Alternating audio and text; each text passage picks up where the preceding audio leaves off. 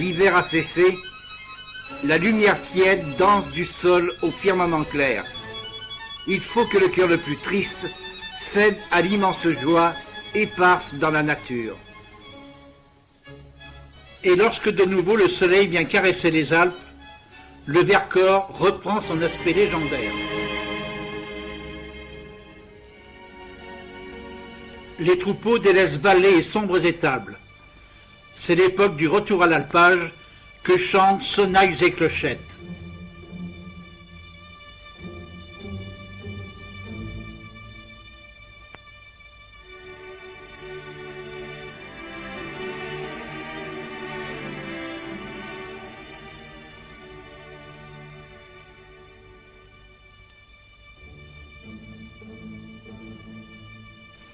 Bêtes et gens montent vers les plateaux où galope le vent chaud du printemps.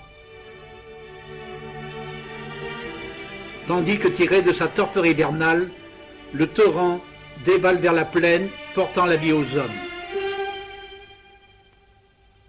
Village de transition, tapis au creux de la Bourne, Choranche, d'aspect presque provençal, se réchauffe au pied des hautes falaises calcaires qui le dominent.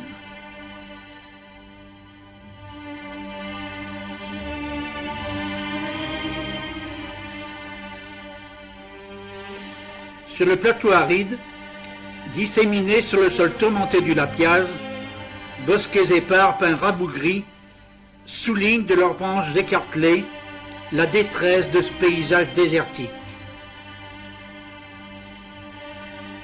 Ici, la nature semble inachevée.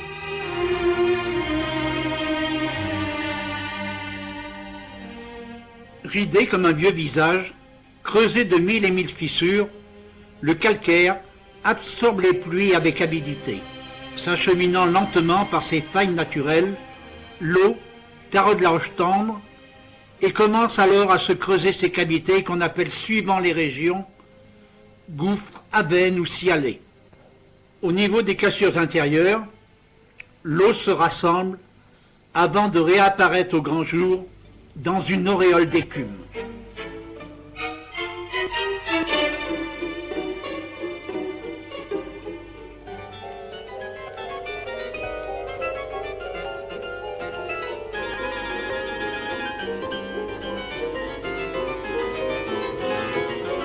Ébloui par ce soleil qu'elle ignorait, ivre de liberté nouvelle, la rivière se précipite en folle cabriole.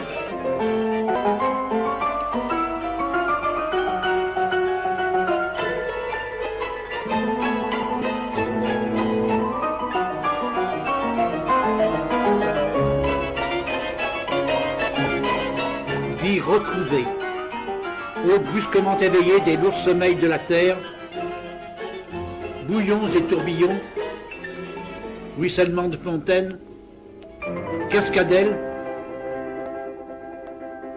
nappes fluides glissant sur la mousse comme une caresse transparente.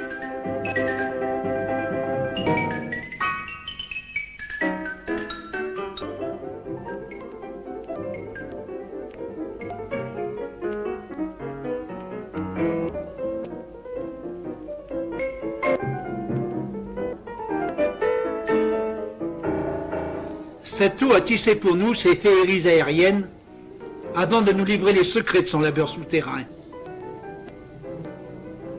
Par elle, nous avons connu ce goût de terre et de pierre, cet amour de l'eau, cette curiosité des paysages traversés, des mirages souterrains.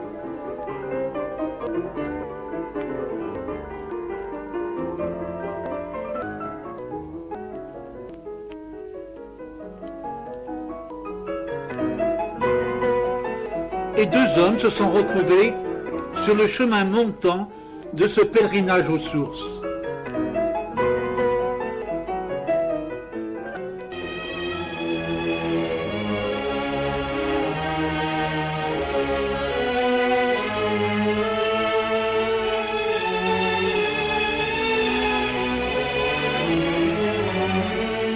Au détour du chemin, quelques campeurs préparent le repas du soir. La franche camaraderie qui unit tous ceux qui fréquentent la montagne, favorise des contacts directs et sympathiques.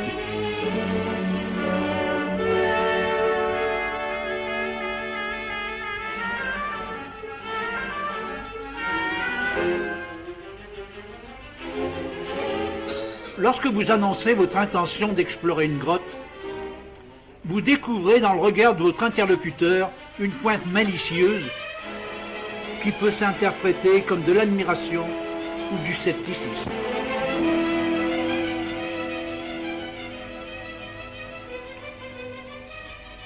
Sous les yeux attentifs de leurs nouveaux amis, les spéléos fixent sur leur casque les petites lampes dont la flamme fragile et vacillante évoque dans cette prenante odeur d'acétylène les mille et un décors du monde souterrain.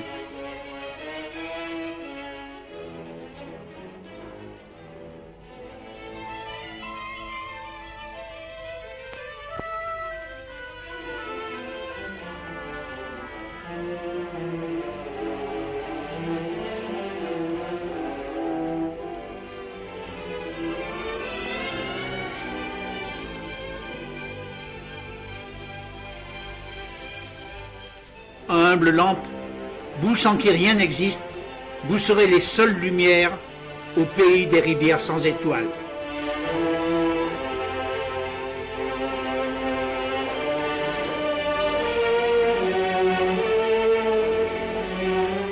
Et dans le jour déclinant, tandis que le feu s'efface comme un souvenir, deux hommes commencent leur apprentissage de la nuit. À vrai dire, la poésie semble étrangère au premier contact avec le porche du mystère. De la bouche d'ombre souffle une froide haleine. Il n'est de vie que celle des gouttes d'eau, rapides et sonores, qui lancent leurs échos aux aspérités des parois. Larmes de pierre, pleurant à longs sanglots la plainte même de la terre.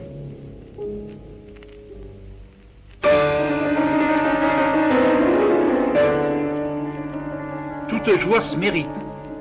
Les obstacles ne se font pas attendre.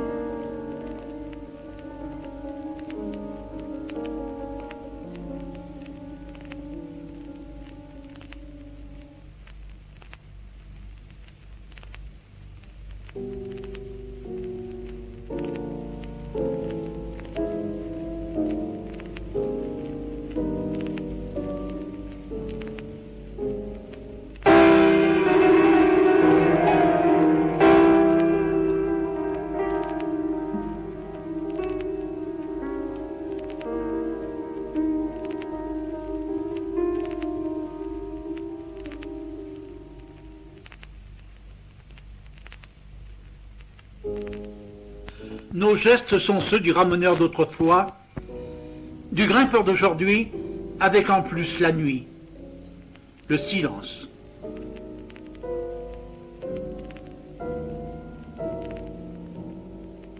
Dans cette gaclase, il nous faut pousser des bras, des épaules, tandis que les doigts glissent sur les reliefs humides et que les pieds patinent dangereusement.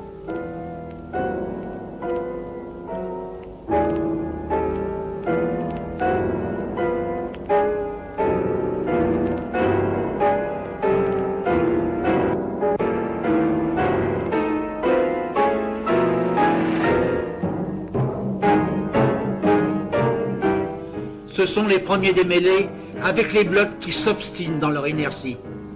Premiers effacements du corps, 100 fois répétés, dans le silence bruissant et mystérieux des salles que l'on devine plus loin, ailleurs, partout. Lorsque vous arrivez à ce que dans notre langage on dénomme si astucieusement une chatière, vous regrettez de n'être pas matou.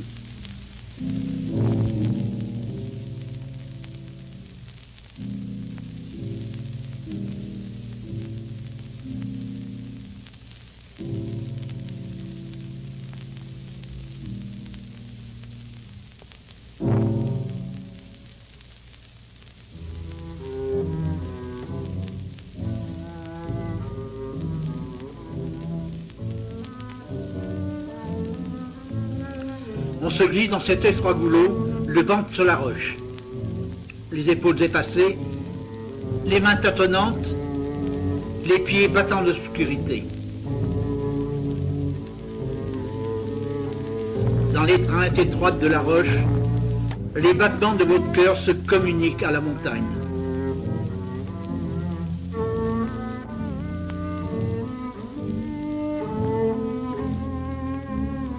Votre pouls est le pouls de la grotte tout entière.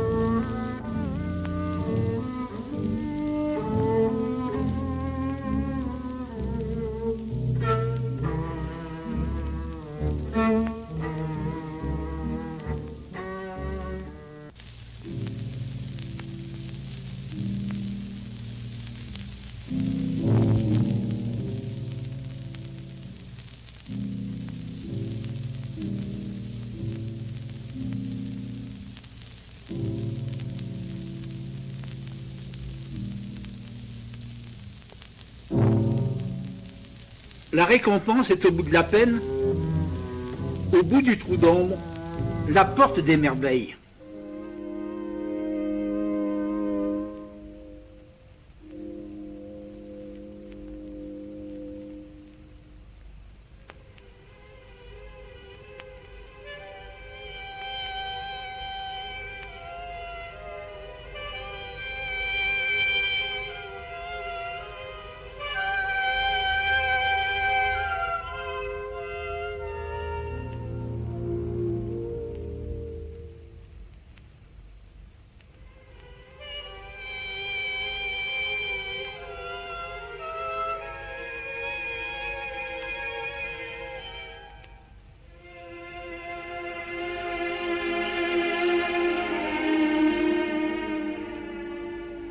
Limpide, l'eau court sur les bassins où les barrages miniatures dessinent de fines arabesques, comme des vagues figées pour l'éternité.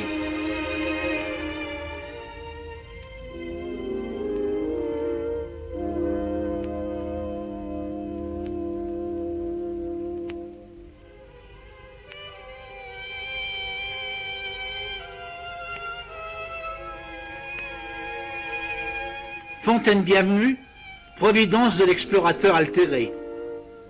Halte bienfaisante dans un décor étrange.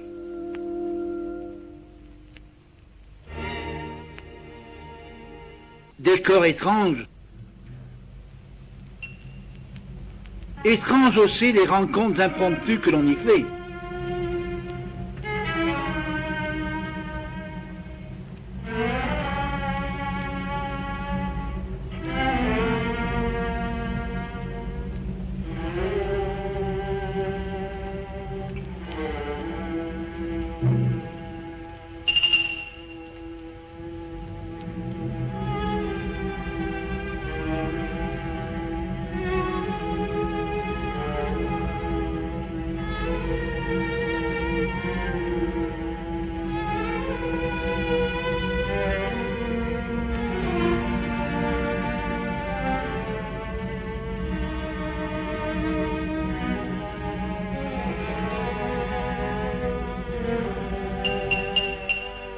Ruissellement pétrifié, cette coulée de calcite dissimule les embûches d'une descente périlleuse.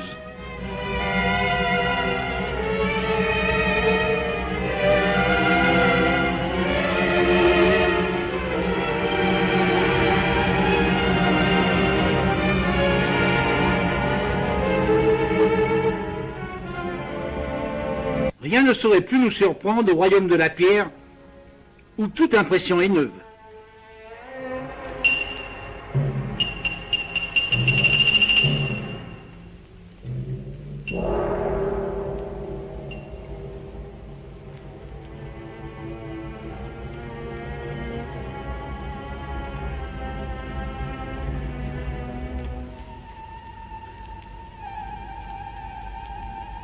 notre lumière restitue les couleurs pures, minérales et chimiques.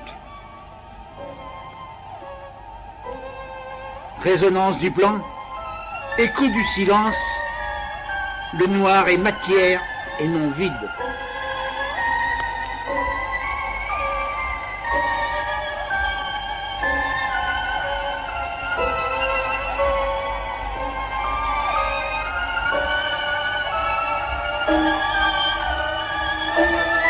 À travers ce dédale fantastique et démesuré, immobile et plein d'ombres mouvantes, il faut choisir notre route. La lumière modèle un monde fantastique qui retourne à un néant après le passage de l'homme.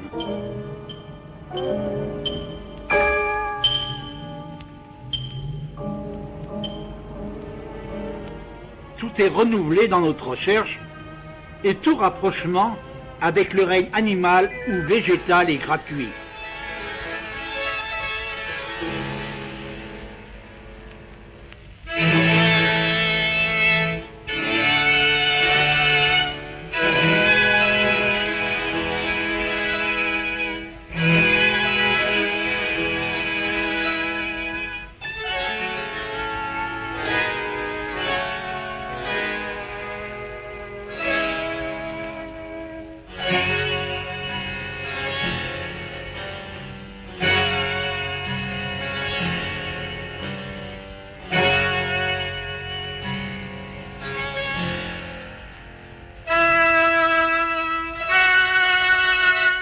Jeu de stalactites, pluie d'aiguilles qui n'est que la forme pétrifiée de cette eau pluie vivante des gouttelettes.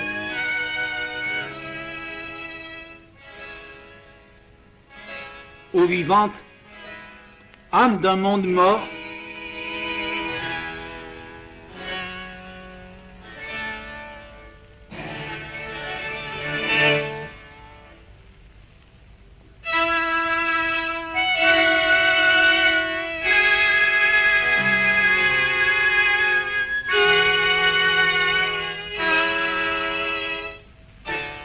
découvrir ses richesses, les inventorier au prix de positions et de contorsions pénibles, quelle joie est la nôtre.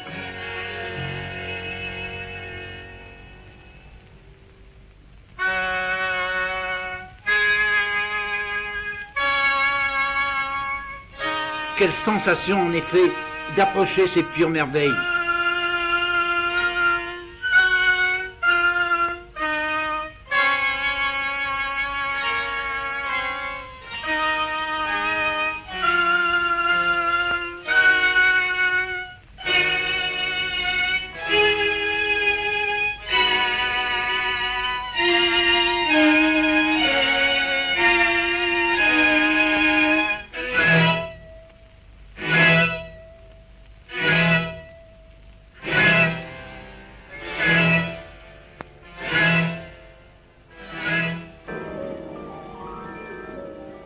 Élan, grandeur, silence, l'on ne saurait marcher qu'à pas comptés et retenus.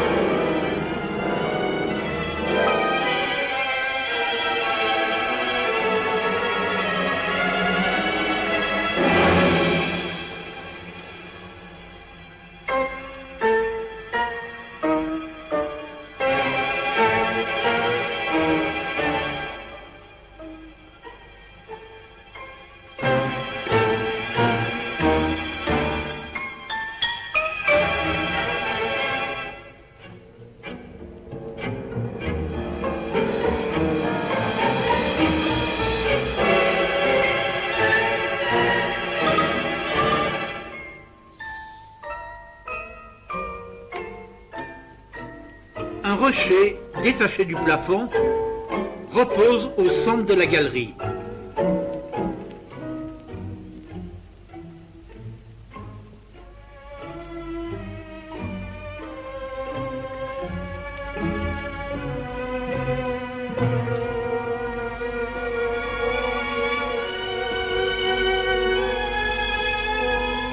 Sur lui, sont des colonnes naissantes qui nous disent l'ancienneté de sa chute.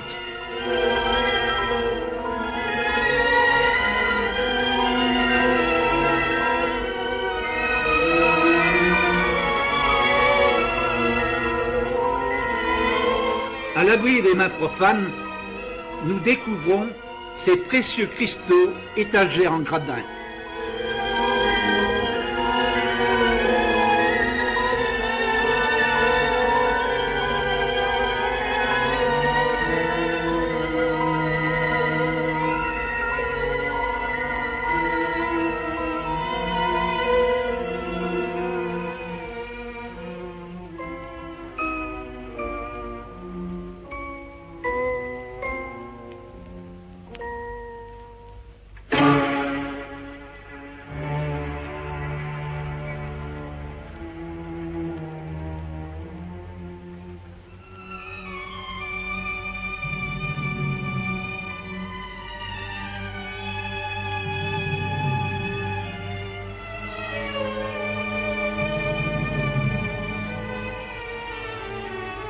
Sous nos pas, les coulées de calcite craquent comme une poussière d'ossement.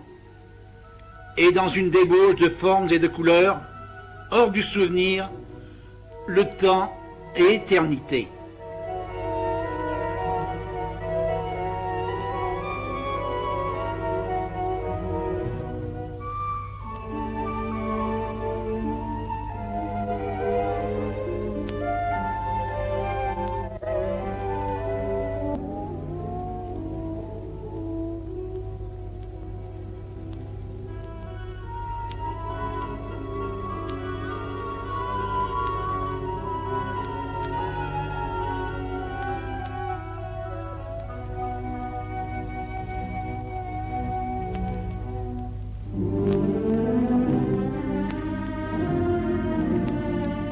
Mais il nous faut se hâter, quitte à fouler aux pieds des merveilles, car l'inconnu est notre royaume.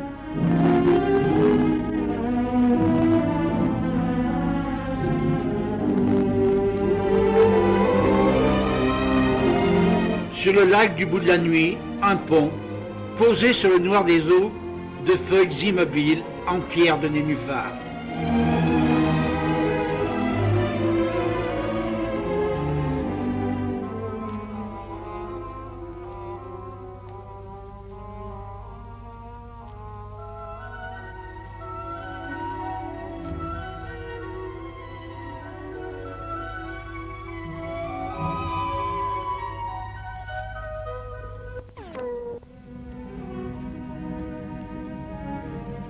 La voie ténébreuse se dérobe soudain. Du puits monte une froide haleine. Vision saisissante, frisson irrépressible, sous la gifle glacée qui monte du gouffre. Notre route est là, sur les traces de la rivière qui l'a tracée. Il nous faut avant tout sonder l'obstacle. Mieux que les bons ricochants d'une pierre, un journal enflammé nous en indiquera la profondeur.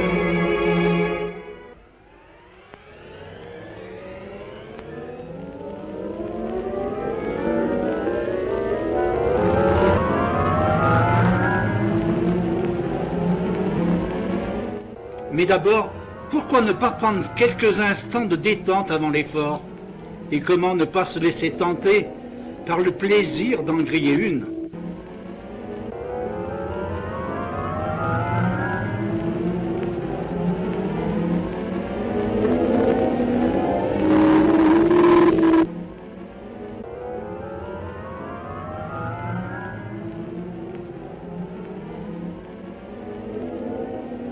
La pose du piton où seront suspendues nos vies est une opération délicate.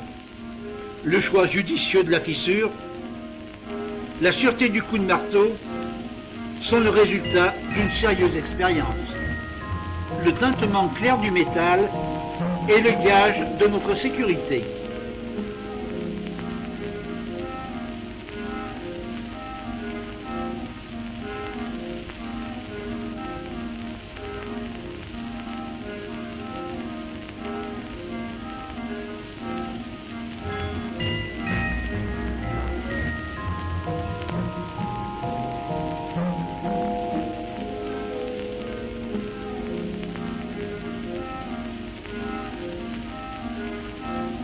Ne vous engagez pas dans un puits sans en avoir nettoyé les abords, car les chutes de pierre sont un danger plus grave et plus fréquent sous terre qu'en montagne. Accouplées par raccords instantanés, les échelles sont lancées dans le vide où elles entraînent dans leur descente terre et menu gravier.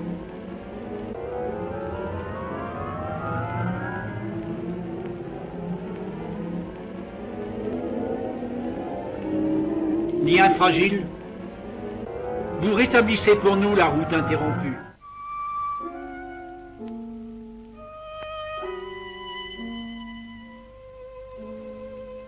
Un dernier regard face au vide qui vous attire et vous fascine.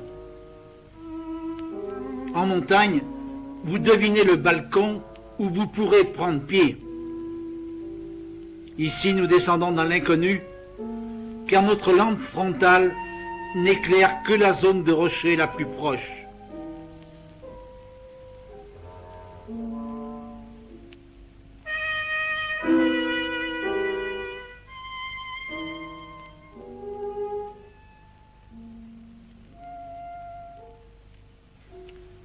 À mesure que le corps s'enfonce, les pensées pendulent et tourbillonnent au rythme de l'échelle et remontent au long de la corde jusqu'à la mise solide qui demeure là-haut votre meilleure garantie.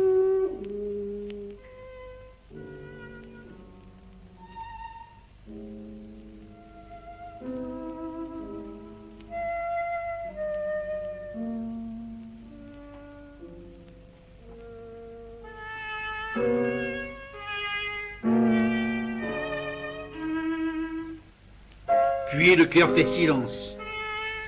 Il n'est plus de place que pour l'attention, le geste précis.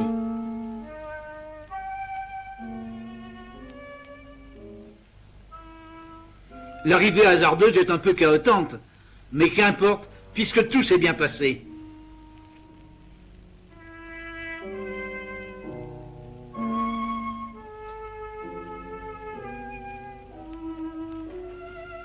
Et surtout, n'oublions pas les sacs de matériel.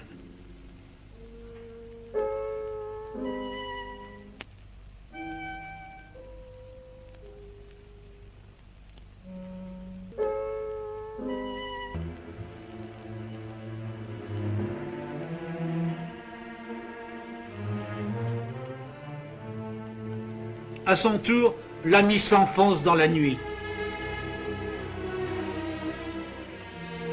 Sa silhouette se profile dans une vague luminescence.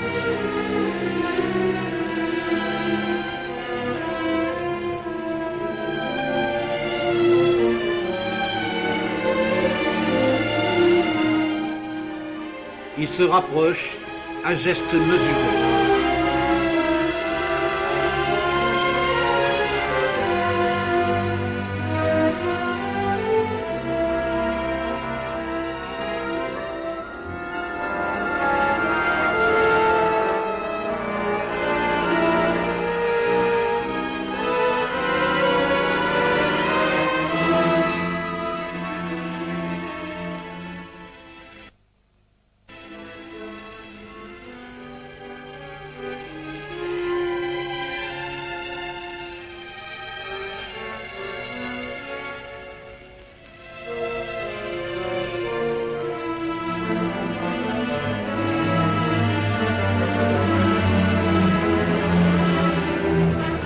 Reprenons force et courage.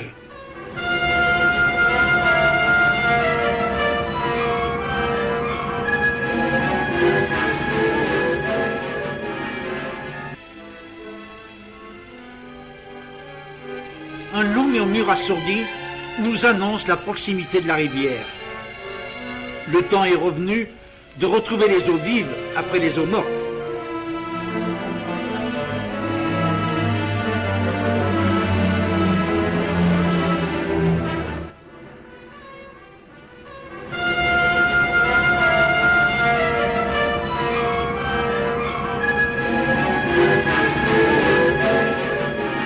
Pour forcer vos secrets, tirons nos conteneurs de nos sacs et chaussons les boîtes de 7 lieues de notre enfance.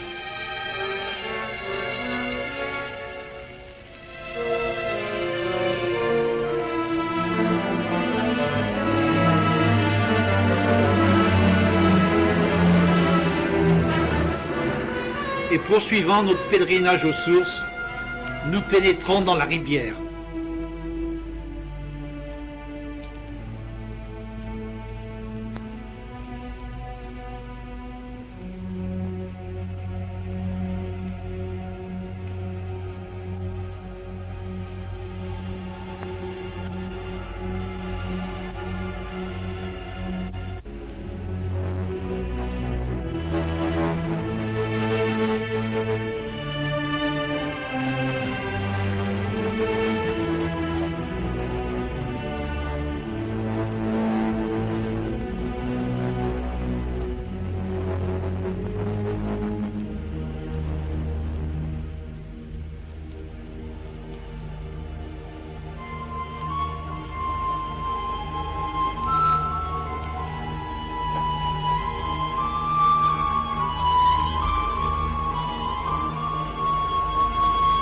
Ici, l'érosion n'est pas telle que nous ne devions encore nous plier aux caprices des gouttes.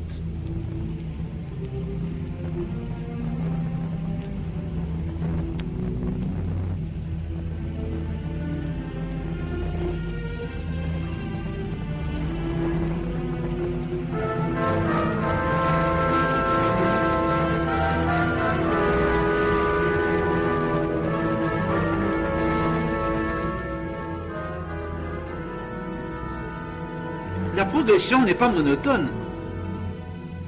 Tantôt le tunnel rocheux est nu, sombre, menaçant. Tantôt il s'agrémente et se pare de draperies, de pendeloques. Tantôt les berges sont verticales et inhospitalières. Tantôt elles se creusent de golfs, de criques, de banquettes naturelles où nos lampes éveillent des reflets magiques.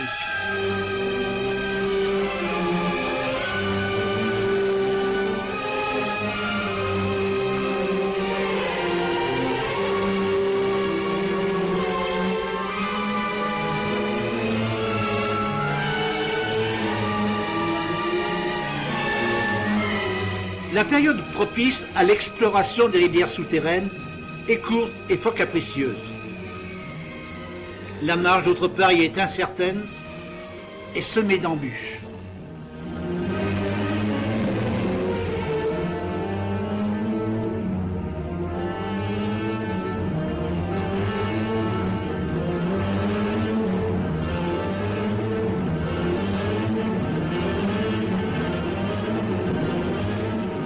Mais voici du nouveau.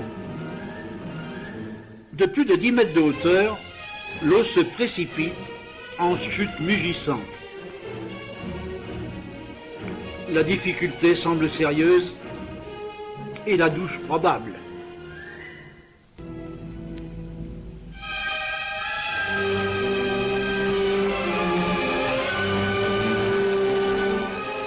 Revêtons nos imperméables, mais sans nous faire trop d'illusions sur l'exactitude de leur vertu.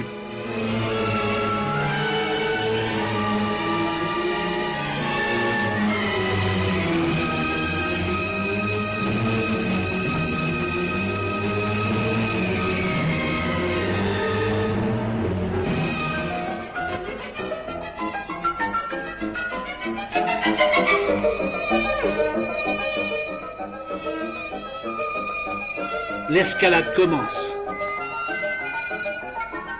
Tâtonnement des mains chercheuses. Prudent déplacement de l'équilibre. Hésitation. Et toujours la gifle glacée du courant.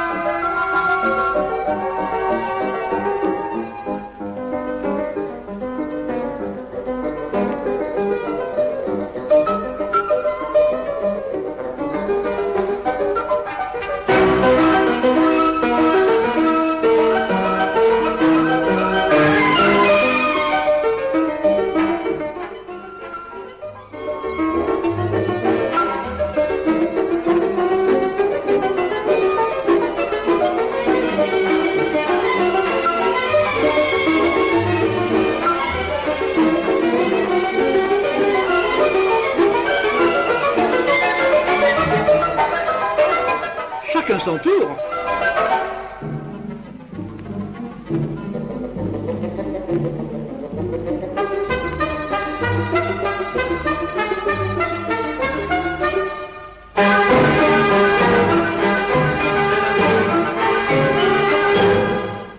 Qui donc a dit que dans les grottes, on ne craignait pas les intempéries? Quelle douche!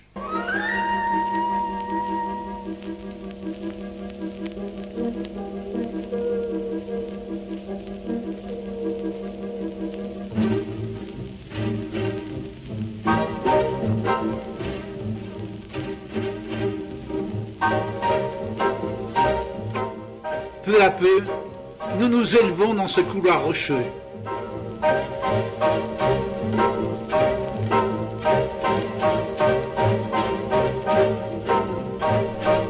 Nous bénéficions heureusement d'un étiage prononcé et notre immersion est réduite. Il faut cependant choisir l'itinéraire pour éviter les endroits profonds que l'on devine sous l'eau.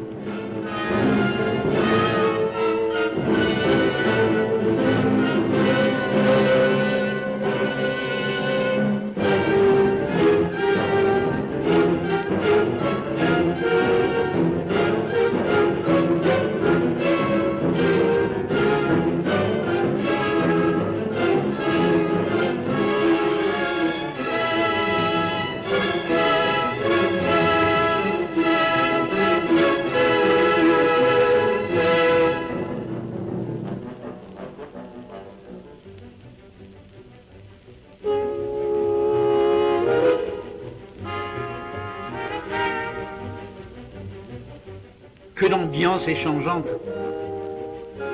Rien ne saurait rendre la densité du silence que souligne la gouttelette ou le glissement tranquille de la rivière. Rien ne peut égaler ces vacarmes assourdissantes du torrent furieux qui ricoche contre les hautes voûtes.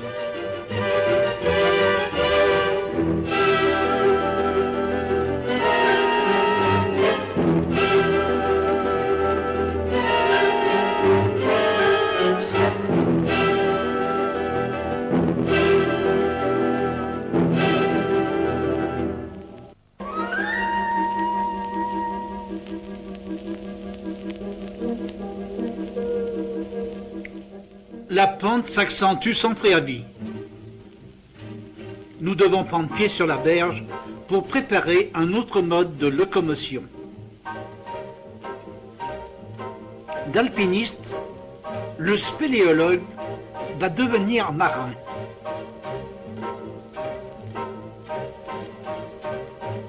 Pour l'exploration des rivières et des lacs souterrains, nos devanciers utilisaient de lourdes barques en bois, encombrante et peu maniable. Au contraire, notre léger canot pneumatique est rapidement gonflé.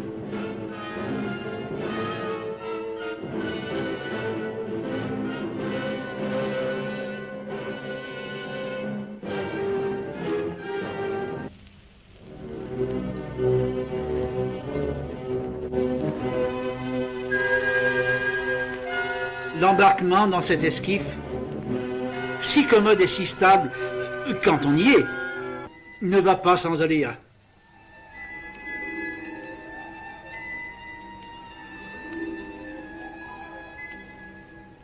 Et nous voici promus au plaisir de la navigation.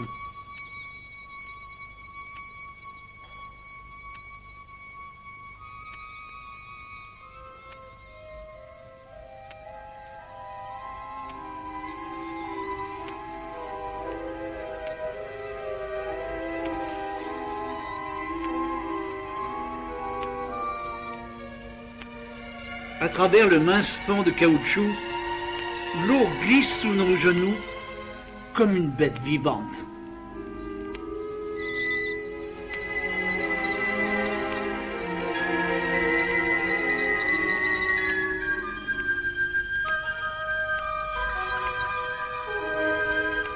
Mais déjà une voûte mouillante coupe notre route. En siphonnant, l'eau sort de la paroi.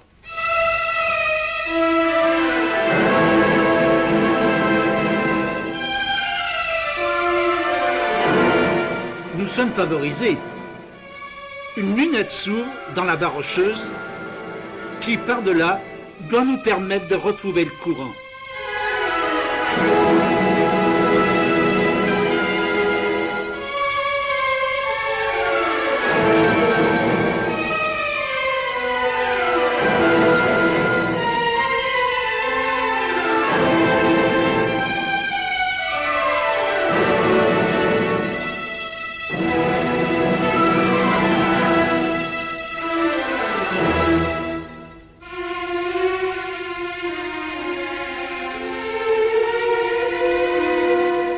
Nouveau lancement de l'esquif,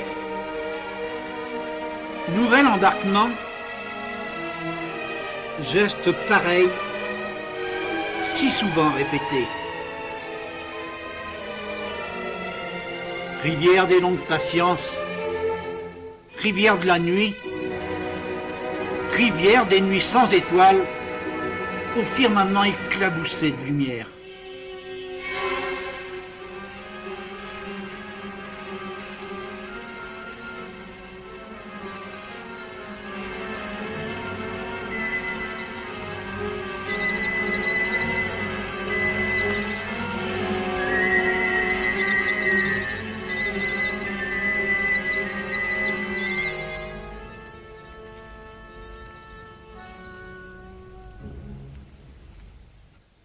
Encore une voûte basse, écrasante.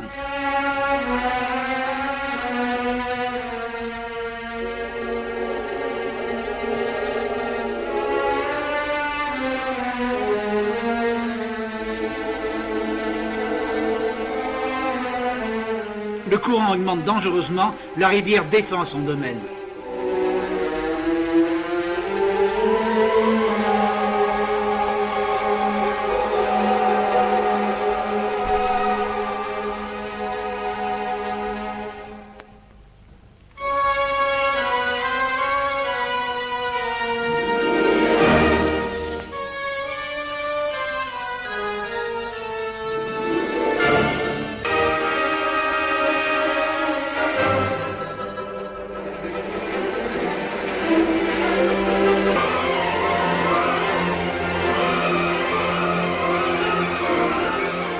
Notre ambition est sérieusement entamée.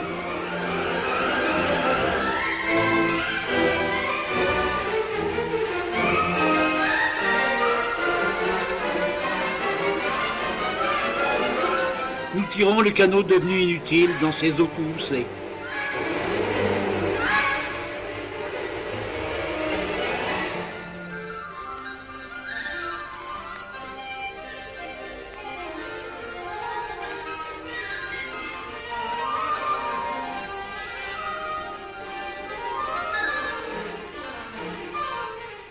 Mais voici le bout de la route.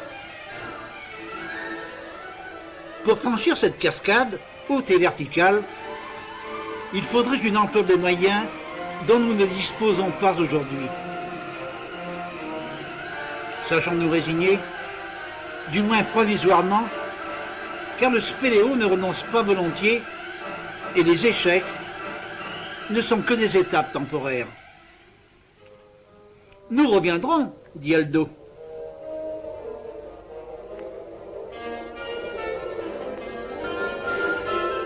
Tant d'efforts soutenus nous ont bien mérité quelques instants de repos.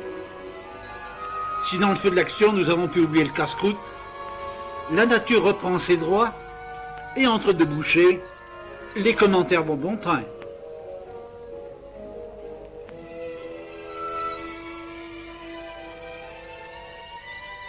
Puis la fatigue sournoise nous accable. Le silence se fait et l'esprit dérive. Dérive vers les copains qui glissent peut-être eux aussi sur l'eau à l'heure vespérale.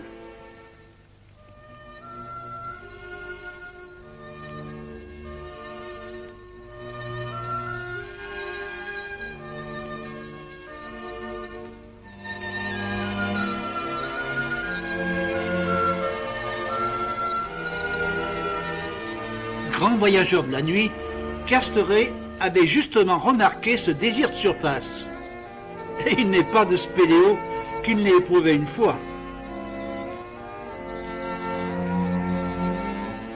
Et puis il a fallu revenir. Il faut toujours revenir. Ces mots nostalgiques de l'explorateur Hubert Garrigues s'imposent à nous tandis que nous bouclons nos équipements. Allons, reprenons la rivière qui sera notre fil d'Ariane, la même rivière qui déroulera pour nous les mêmes rapides, les mêmes remous.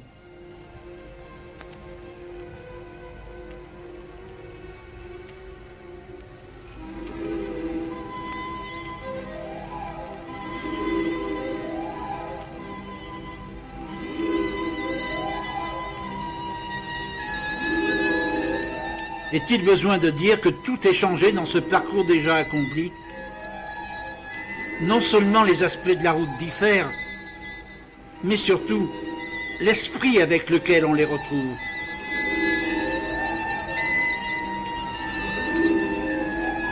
La déception, le regret, la fatigue, la joie aussi, enveloppent notre retour d'une lassitude cotonneuse.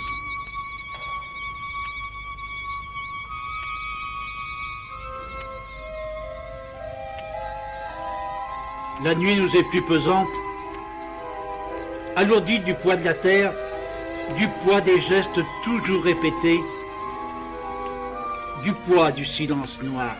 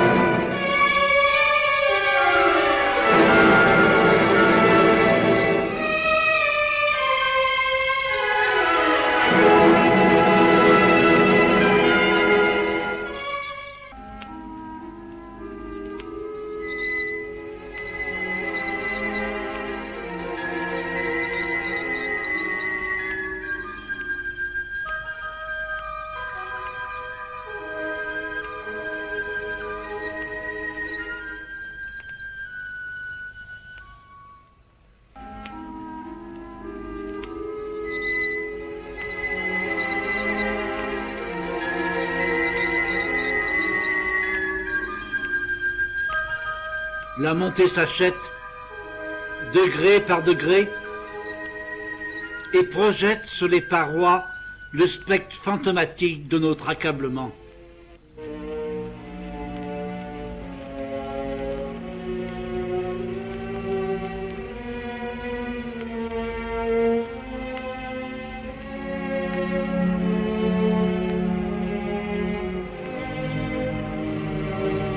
Comme nous avons conquis les profondeurs, il nous faut durement reconquérir la liberté, les libres espaces.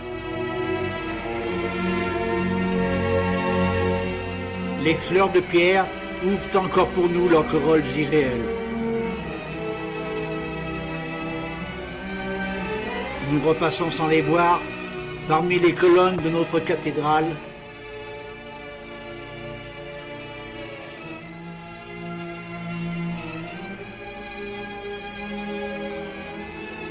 Et nos fantômes sont avec nous.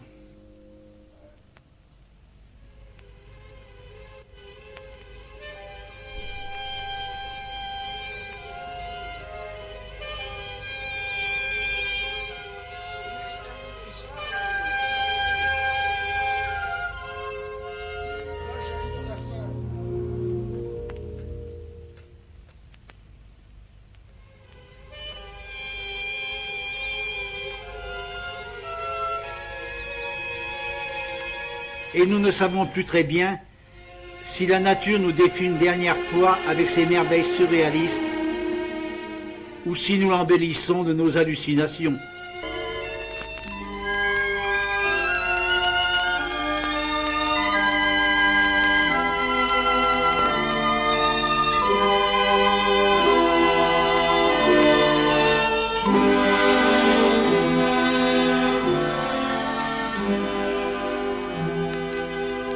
Il faut encore souffler, s'étirer, s'arrêter dans la chatière qui semble vouloir nous retenir encore, bêtes aveugles, en qui remontent les soleils oubliés.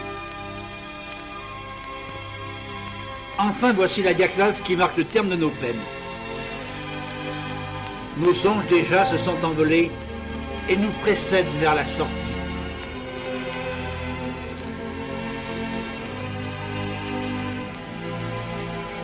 Par avance, avec le souvenir pour guide, ils refont le voyage une troisième, une quatrième fois avant de le recommencer éternellement.